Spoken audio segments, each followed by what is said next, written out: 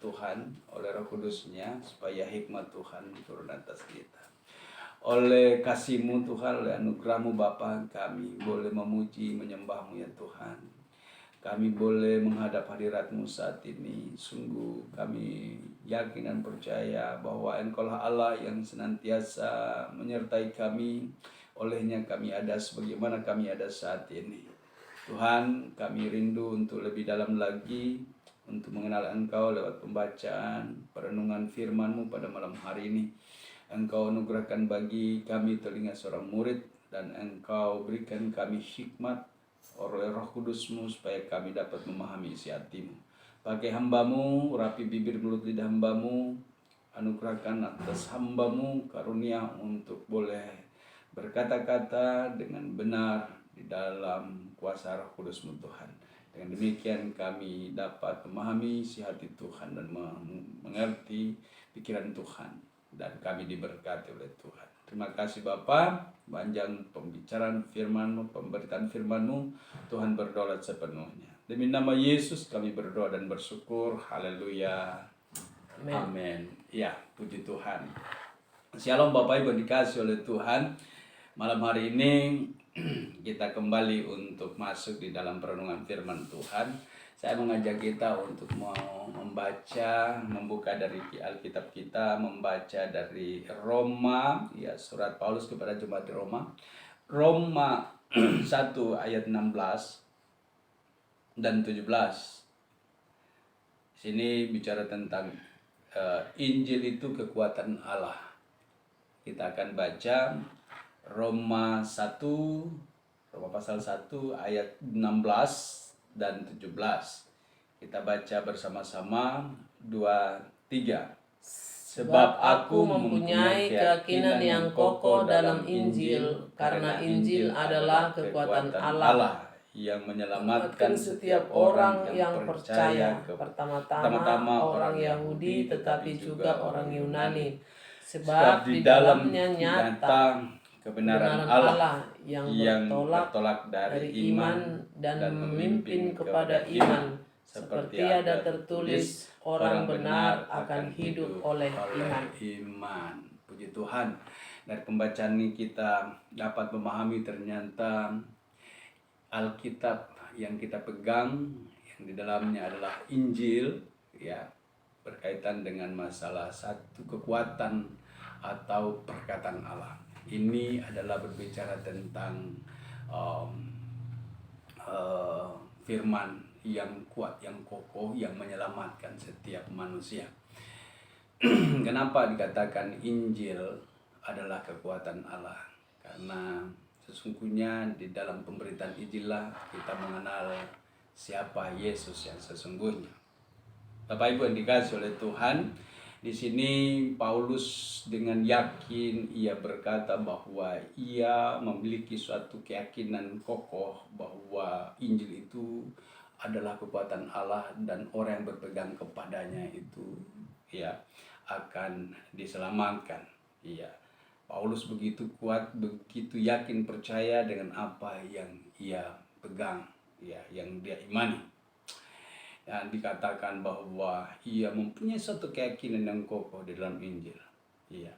Ada apa dengan Injil, Bapak Ibu dikasih oleh Tuhan? Dan disinilah sebenarnya kita mengerti dan memahami, ya, bahwa Allah itu mau berbicara bagi kita lewat Injilnya. Iya. Bapak Ibu, malam hari ini kita akan belajar baik bahwa dikatakan di situ orang benar akan hidup oleh iman, ya. Di dalam apa yang kita baca ini, sebab aku mempunyai keyakinan yang kokoh dalam Injil, karena Injil itu adalah kekuatan Allah, ia menyelamatkan setiap orang yang percaya, pertama-tama orang Yahudi tetapi juga orang Yunani. Bapak Ibu, kalau malam hari ini kita sedang membaca Injil dan kita yakin penuh bahwa, yakin percaya bahwa Injil yang kita pegang adalah firman, ya, kita akan tahu bahwa ternyata kita adalah orang yang salah satu orang yang diselamatkan. Dan untuk itu saya bersyukur kepada Tuhan saat saya memegang Alkitab ini dan saya mendapatkan satu pernyataan di dalam Yohanes 1 ayat 1 dikatakan pada mulanya adalah firman, dan firman itu bersama-sama dengan Allah, dan firman itu adalah Allah.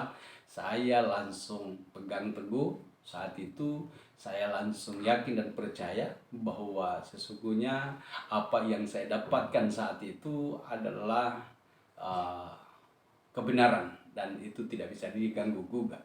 Kemudian seiring dengan waktu, dan saya rindu untuk supaya saya dibaptis. Nah, tahun 81 itu saya coba mencari masuk kepada setiap gereja, ya, waktu itu di Makassar. Saya mencari gereja yang mau membaptis saya. Nah, karena saya yakin sekali bahwa apa yang saya dapatkan saat itu, bahwa itu adalah ya kebenaran yang tidak bisa diganggu gugat. Itu absolut, bahwa itu adalah firman, benar-benar adalah firman. Karena itu ada sejarahnya, ada bagaimana saya boleh menjadi orang yang percaya. Tetapi saya tidak menceritakan itu, namun yang saya mau ceritakan bahwa begitu saya pegang ayat itu, saya tidak berubah. Sampai dengan saat ini saya kokoh berpegang bahwa pastilah yang saya dapatkan itu adalah mutlak kebenaran. Dan untuk itulah saya kira saya melihat bahwa begitu Paulus mendapatkan itu dan dia katakan bahwa Injil itu ada kekuatan Allah, maka dia pegang teguh, dia beritakan bahwa apa yang ia yakini bahwa Yesus itu adalah juru selamat, maka dia tidak berubah dan dia pergi untuk memberitakan Injil. Namun saat itu berbeda dengan saya memang harus belajar sungguh-sungguh, karena Paulus adalah orang yang kokoh berpegang kepada hukum Taurat. Dia tahu sejarah tentang hal itu. Nah, kalaupun waktu sebelum dia percaya, dia adalah orang yang bertolak belakang dengan prinsip percaya kepada Yesus sebagai Tuhan dan Selamat. Bahkan dia adalah salah satu dari antara banyak orang yang membenci Yesus. Namun saya waktu itu tidak seperti itu ceritanya. Hanya saya teramat percaya begitu saya mendapatkan berkataan bahwa firman itu adalah Allah, dan dan firman itu adalah Allah. Firman itu bersama-sama dengan Allah, dan firman itu adalah Allah. Saya sungguh percaya bahwa hal itu tidak meleset, yang saya yakin. Dan saya bersyukur sampai dengan saat ini saya tetap percaya akan hal itu.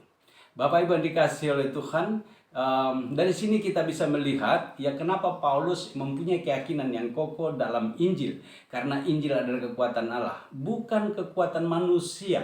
Di sini sebenarnya kalau kita harus lihat, kalau kita tahu bahwa sebenarnya bukan kekuatan manusia, tapi kekuatan Allah. Ya, tetapi kekuatan Allah yang menyelamatkan, kata setiap orang yang percaya kepadanya. Ya, yang menyelamatkan. Luar biasa kan? Kalau kita pikir-pikir, untuk apa kita pegang ini Alkitab ini kalau tidak menyelamatkan? Untuk apa kita baca Alkitab ini kalau tidak menyelamatkan? Nah, yang menyelamatkan kita adalah berbicara tentang iman. Kalau kita baca di ayatnya yang ke-17 di situ. Artinya pada waktu kita membaca Alkitab ini, kita mengimaninya, maka kita telah diselamatkan. Itu yang luar biasanya. Makanya waktu Paulus berpegang kepada satu pernyataan ini, dia kokoh dan memberitakannya. Bapak Ibu, bukan hanya sekedar dia pergi memberitakan, tapi dia mengalami pengalaman yang luar biasa. Ya, sehingga akhirnya dia memiliki satu kesaksian. Nah, kira-kira seperti itu setiap orang yang percaya akan mengalami suatu pengalaman hidup. Ya, Paulus mengalami pengalaman hidup dengan Tuhan. Saya pun juga mengalami pengalaman hidup dengan Tuhan di dalam keyakinan saya.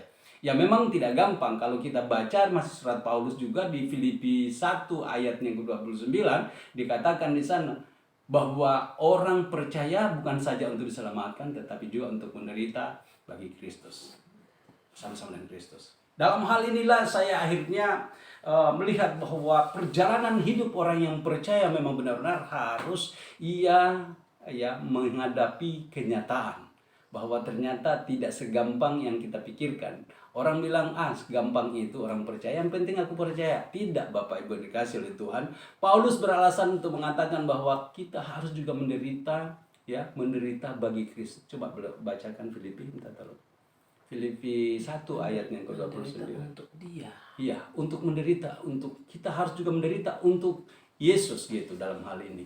Karena Yesus juga pernah mengatakan bahwa kalau aku juga mengalami semuanya ini, siap-siaplah juga kamu harus mengalami. Sebab kepada kamu dikaruniakan bukan saja untuk percaya kepada Kristus, melainkan juga untuk menderita untuk dia. Dia di situ besar ya. Menderita untuk dia. Dalam hal ini sebenarnya kita tahu bahwa ternyata seperti apa yang dikatakan oleh Tuhan Yesus, bahwa kalau saya juga, kalau aku dalam keadaannya sebagai manusia, dia mengalami penolakan, dia mengalami aniaya, dia mengalami kata fitnah, dia dikucilkan, dia ditolak, dia diludahin, bahkan apapun yang disebut dengan penderitaan batin. Nah, Tuhan Yesus alami, dan kita pun juga kata Yesus mengatakan, siap-siaplah kamu untuk menghadapi semuanya itu. Ya. Dan memang benar di dalam kehidupan kita sebagai orang yang percaya, untuk supaya lolos dari ujian, untuk melewati semuanya itu sebagai ujian, maka kita akan mengalami semuanya itu.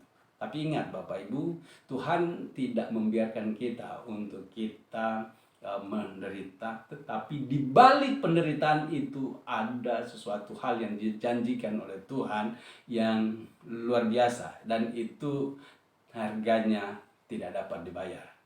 Ya, sukacitanya luar biasa Bapak Ibu, dan itu tidak bisa diukur dengan apapun yang ada di sekeliling kita. Itu luar biasa. Dan oleh sebab itu pantasan saja Rasul Paulus dia rela untuk mau menderita bagi Kristus di dalam pengalaman hidupnya. Bagaimana kalau kita baca tentang perjalanan hidup Paulus di dalam memberitakan Injil? Luar biasa, berapa kali dikatakan dia karam, dia keliling, dia harus juga disesah, dianiaya, bahkan dipatok ular, karam kapal. Nah, di dalam macam-macam penderitaan yang dialaminya, kalau tidak mungkin dapatkan itu, bisa dibacakan itu untuk bagaimana pengalaman di dalam pengalaman Rasul Paulus di dalam kehidupan. Nah, tapi di dalam hal ini perlu kita tahu bahwa setiap kita yang percaya kepada Tuhan, hendaklah jangan kecut hati tak kala waktu kita menghadapi semua apa yang disebut dengan tantangan dan rintangan. Karena itu adalah bagian daripada hal yang kita harus alami, karena kita akan diproses untuk supaya kita menjadi orang yang layak disebut orang beriman. Nah, oleh sebab itu dikatakan begini, sebab di dalamnya nyata kebenaran Allah yang bertolak dari iman dan memimpin kepada iman, seperti ada tertulis, orang benar akan hidup oleh iman. Bapak Ibu, apa sih yang disebut dengan iman?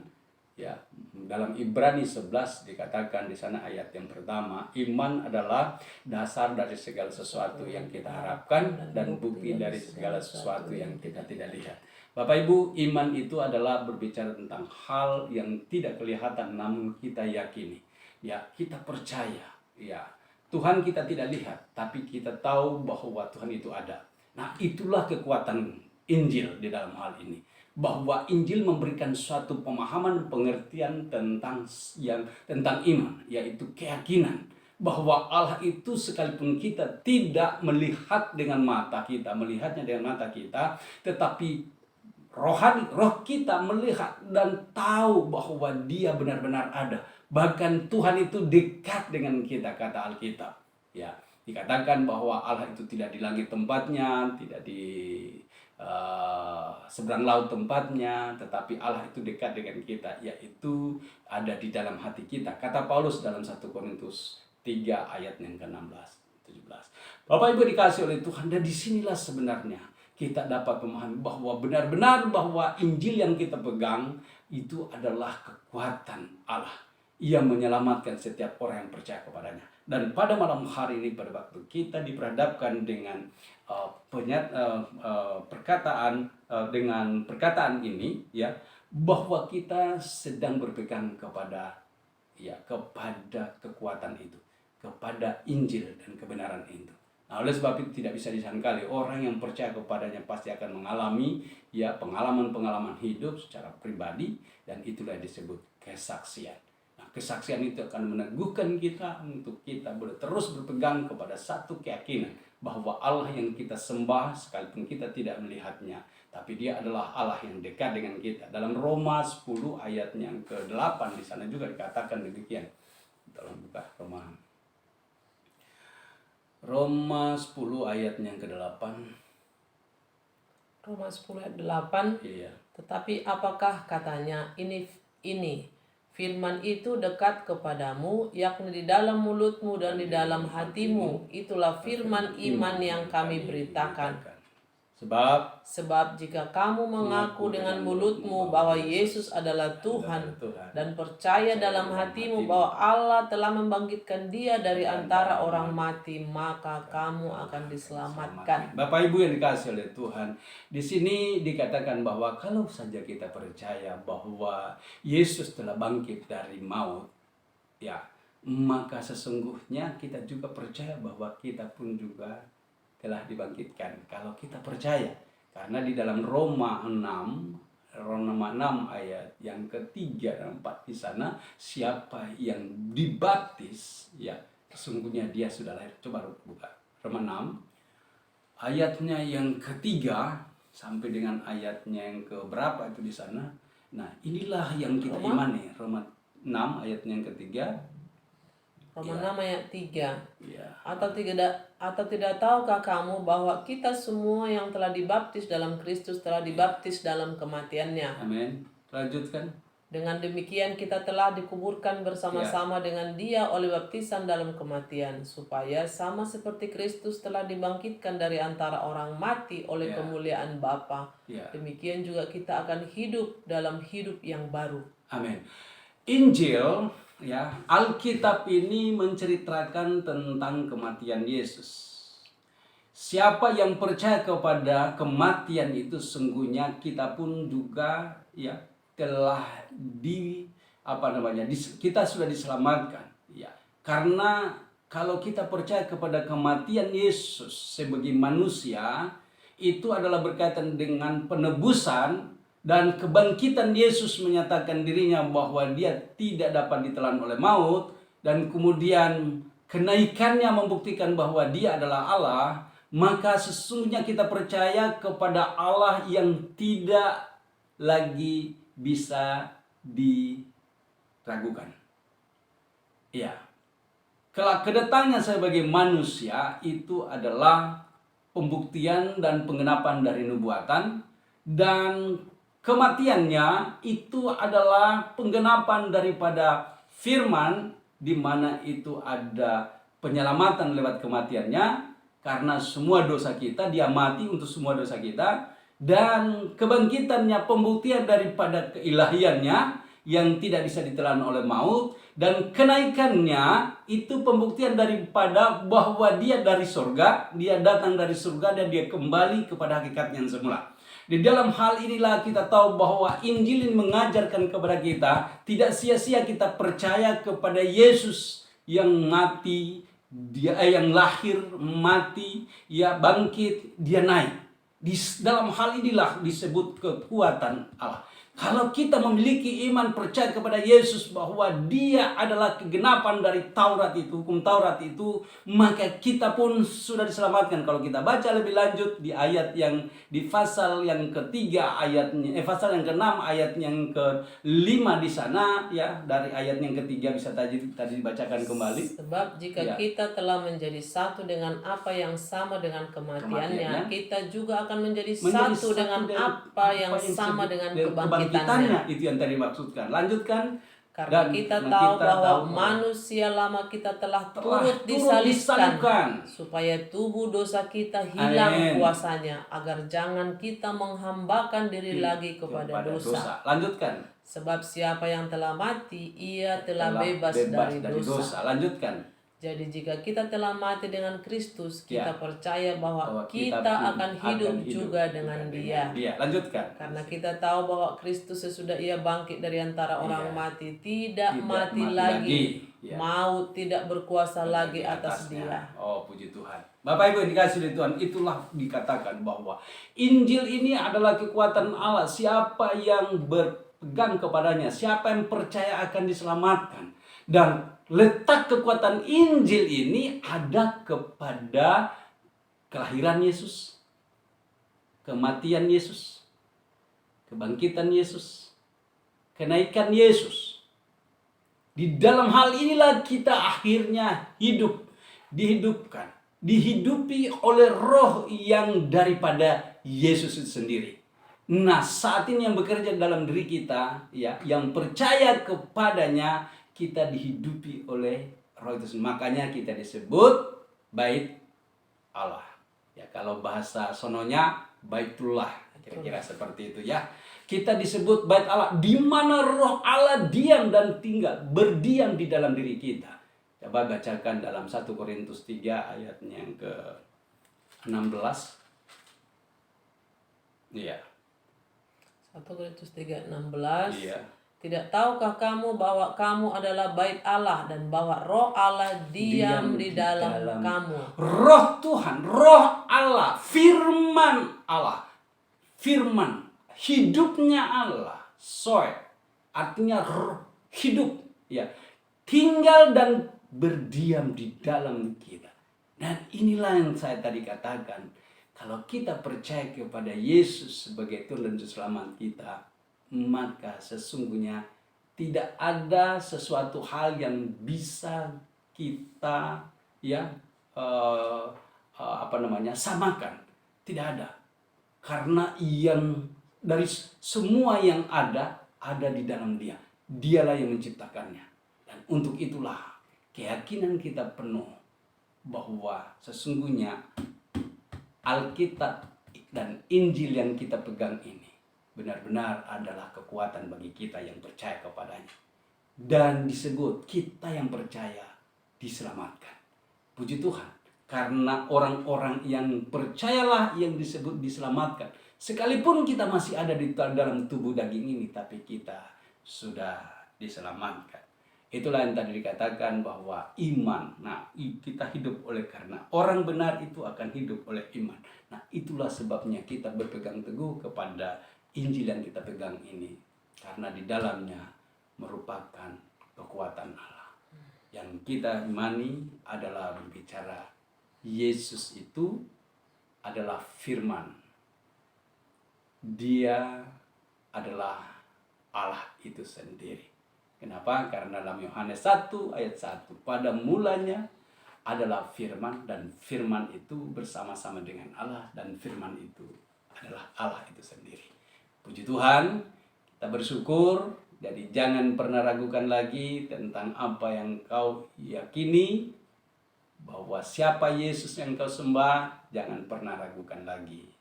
Dia adalah Allah itu sendiri. Amin.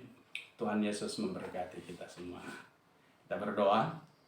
Kembali kami mengucap syukur kepadamu karena malam hari ini Engkau singkapkan bagi kami lagi, kembali diingatkan lagi kepada kami bahwa sesungguhnya kami sungguh percaya kepada kebenaran Injil-Mu, bahwa itu adalah kekuatan daripadamu sendiri ya Allah, karena di dalamnya kami boleh belajar tentang kebenaran-Mu, yaitu Engkau sendiri. Ya, kami bersyukur untuk pembelajaran pada malam hari ini. Biarlah kami boleh terus berpegang, yakin teguh, sampai akhirnya kami boleh menyelesaikan tugas tanggung jawab kami di dunia ini. Tuhan yang berkati kami, Tuhan yang mengurapi kami, Tuhan yang menyertai dan memakai kami menjadi alat bagi kemuliaan nama Tuhan. Demi nama Yesus kami berdoa dan bersyukur. Haleluya. Amin. Amin. Puji nama